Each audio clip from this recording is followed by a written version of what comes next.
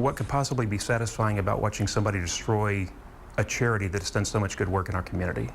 The Christmas Bureau of Austin-Travis County is now under the control of the Texas Attorney General's office. The AG filed a motion today to seize the assets of the Christmas Bureau, citing deception, fraud, gross mismanagement, negligence, and conspiracy against 4 people involved with that charity.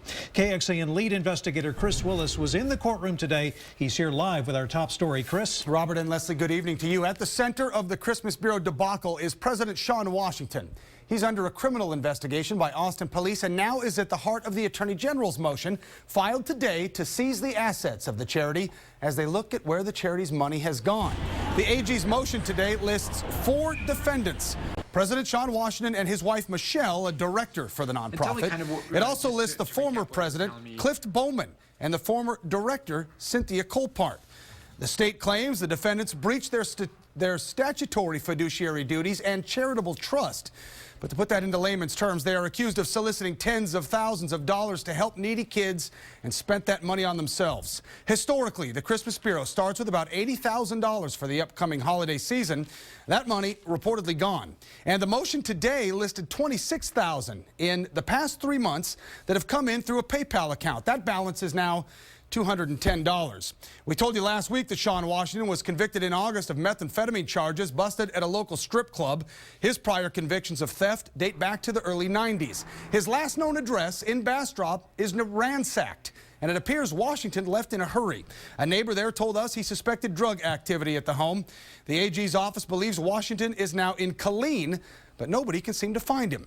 Judge Guy Herman ordered Washington and his wife and the other defendants to answer the charges today within the next 5 days.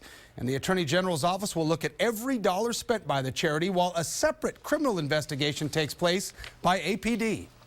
We want to do a full analysis and accounting of what has happened previously here in the last couple of weeks and what's happened in the last couple of years. The sad thing about this is the Christmas Bureau has a long history in Central Texas. They've helped thousands of families through the holidays.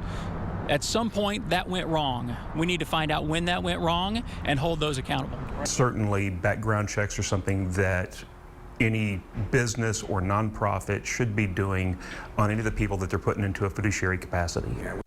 All right, and that, a simple background check or a lack of one, is at the heart of this case. It could be argued that Shawn Washington is the poster child for someone who should not handle other people's money.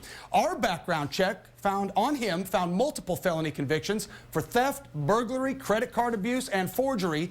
And of course, last week we uncovered his meth conviction at that local strip club, to which he pled guilty and spent 30 days in jail back in August. We'll have more on that tonight at 10. But for now, we're in the studio. Chris Willis, KXAN News.